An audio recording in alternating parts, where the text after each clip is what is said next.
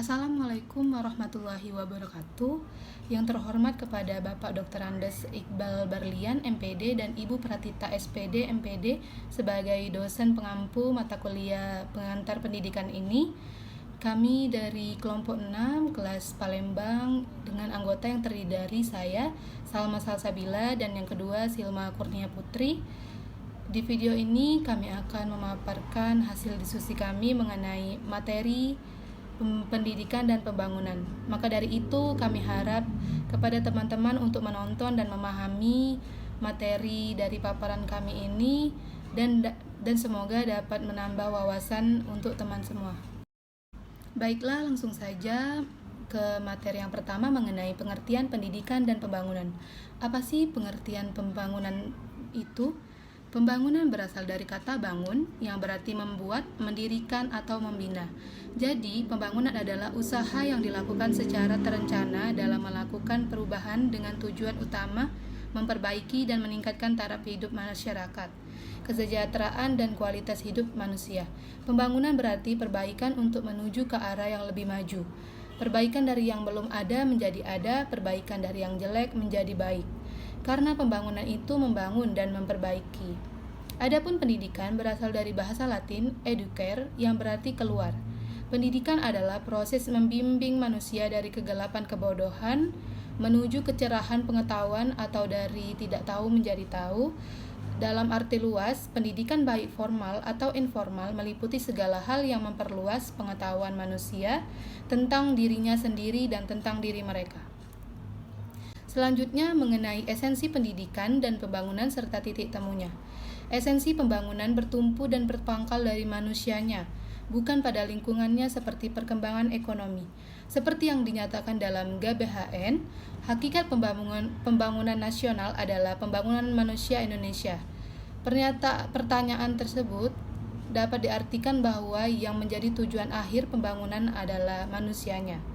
Jika pembangunan bertolak dari sifat hakikat manusia, berorientasi kepada pemenuhan hajat hidup manusia sesuai dengan kodratnya sebagai manusia, maka dalam ruang gerak pembangunan, manusia dapat dipandang sebagai objek dan sekaligus sebagai subjek pembangunan. Sebagai objek pembangunan, manusia dipandang sebagai sasaran yang dibangun. Manusia sebagai sasaran pembangunan, wujudnya diubah dari keadaan yang masih bersifat potensial ke keadaan aktual. Potensi-potensi kebaikan yang perlu dikembangkan aktualisasinya seperti kemampuan berusaha, berkreasi, kesediaan menerima kenyataan, berpendirian, rasa bebas yang bertanggung jawab, kejujuran, toleransi, rendah hati, menghormati hak orang lain, dan sebagainya. Manusia dipandang sebagai subjek pembangunan karena ia dengan segenap kemampuannya menggarap lingkungannya secara dinamis dan kreatif, baik terhadap sarana lingkungan alam maupun lingkungan sosial atau spiritual. Adapun status pendidikan dan pembangunan masing-masing dalam esensi pembangunan serta antar keduanya, yaitu yang pertama, pendidikan merupakan usaha dalam diri manusia, sedangkan pembangunan merupakan usaha keluar dari diri manusia. Yang kedua, pendidikan menghasilkan sumber daya tenaga yang menunjang pembangunan dan hasil pembangunan dapat menunjang pendidikan. Adapun sumbangan pendidikan pada pembangunan. Sumbangan pendidikan terhadap pembangunan dapat dilihat pada beberapa segi. Yang pertama, pada segi sasaran pendidikan. Pendidikan adalah usaha sadar yang ditujukan kepada peserta didik agar menjadi manusia yang berkepribadian kuat dan utuh serta bermoral tinggi. Yang kedua, dari segi lingkungan pendidikan, klasifikasi ini menunjukkan peran pendidikan dalam berbagai lingkungan yang terdiri dari satu, lingkungan keluarga. Di dalam lingkungan keluarga, anak dilatih berbagai kebiasaan yang baik tentang hal-hal yang berhubungan dengan kecekatan, kesopanan, dan moral. Di samping itu, kepada mereka juga ditanamkan keyakinan-keyakinan yang penting, utamanya hal-hal yang bersifat religius. Yang kedua, dalam lingkungan sekolah. Di lingkungan sekolah atau pendidikan formal, peserta didik dibimbing untuk memperluas bekal yang telah diperoleh dari lingkungan kerja keluarganya berupa pengetahuan, keterampilan, dan sikap. Dan yang ketiga, dalam lingkungan masyarakat. Di lingkungan masyarakat atau pendidikan non-formal, peserta didik memperoleh bekal praktis untuk berbagai jenis pekerjaan, khususnya mereka yang tidak sempat melanjutkan proses belajarnya melalui jalur formal. Ketiga, selanjutnya di dalam segi jenjang pendidikan. Jenjang pendidikan dasar, pendidikan menengah, dan pendidikan tinggi memberikan bekal kepada para peserta didik secara berkesinambungan.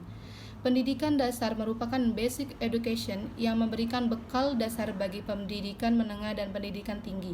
Artinya, pendidikan tinggi berkualitas jika pendidikan menengahnya berkualitas, dan pendidikan menengah berkualitas jika pendidikan dasarnya berkualitas pula.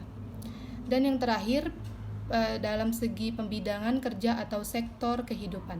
Pembidangan kerja menurut sektor kehidupan meliputi antara lain bidang ekonomi, hukum, sosial politik, keuangan, perhubungan dan komunikasi, pertanian, pertambangan, pertahanan, dan lain-lain. Pembangunan sektor kehidupan tersebut dapat diartikan sebagai aktivitas pembinaan, pengembangan, dan pengisian bidang-bidang kerja tersebut agar dapat memenuhi hajat hidup warga negara sebagai suatu bangsa sehingga tetap jaya dalam kancah kehidupan antara bangsa-bangsa di dunia. Pembinaan dan pengembangan bidang-bidang tersebut hanya mungkin dikerjakan jika diisi oleh orang-orang yang memiliki kemampuan seperti yang dibutuhkan. Baik, itu saja materi yang bisa saya sampaikan. Selanjutnya saya berikan kepada Silma Kurnia Putri. Baiklah, di sini saya akan menjelaskan tentang peran pendidikan dalam pembangunan. Yang pertama yaitu peranan pendidikan dalam pembangunan nasional. Peranan pendidikan sangat berpengaruh dalam pembangunan suatu negara karena negara yang maju sudah pasti memiliki mutu pendidikan yang sangat baik di negaranya. Karena jika negara mempunyai generasi penerus yang cerdas, pasti para penerus akan memperbaiki pembangunan setiap negara. Pendidikan sangatlah penting untuk menentukan kedudukan suatu bangsa. Ilmu pengetahuan teknologi suatu negara juga mempengaruhi kemajuan negara. Contohnya di Indonesia, negara kita ini masih lemah dari sektor pendidikan dibanding negara maju seperti di Jepang, Jerman, negara maju lainnya, karena di negara Indonesia masih banyak masalah pendidikan yang belum diselesaikan oleh pemerintah, seperti masih banyaknya bangunan sekolah yang tidak layak untuk belajar dan pembangunan metode belajar yang masih jauh dari harapan. Baiklah, yang kedua yaitu peranan pendidikan dalam bidang pembangunan ekonomi. Pendidikan memberi kontribusi secara signifikan terhadap pembangunan ekonomi yang telah menjadi kebenaran yang bersifat aksiomatik. Berbagai kajian akademis dan penelitian empiris telah membuktikan keabsahannya. Pendidikan bukan hanya melahirkan sumber daya manusia yang berkualitas, memiliki pengetahuan dan keterampilan serta menguasai teknologi, tetapi juga dapat menumbuhkan iklim bisnis yang sehat dan kondusif bagi pertumbuhan ekonomi. Karena itu, investasi di bidang pendidikan tidak saja berfaedah bagi perorangan, tetapi juga bagi komunitas bisnis dan masyarakat umum. Baiklah, selanjutnya saya akan menjelaskan tentang pembangunan sistem pendidikan nasional. Pada bagian ini akan dikemukakan dua hal, yaitu yang pertama, mengapa sistem pendidikan harus dibangun. Sistem pendidikan perlu dibangun agar dapat memenuhi kebutuhan manusia. Manusia hanya mengejar kesempurnaan, tetapi tidak pernah akan menyatu dengan kesempurnaan itu sendiri. Jika sistem pendidikan yang merupakan sarana bagi manusia untuk mengantarkan dirinya menuju kepada kesempurnaan itu juga perlu disempurnakan.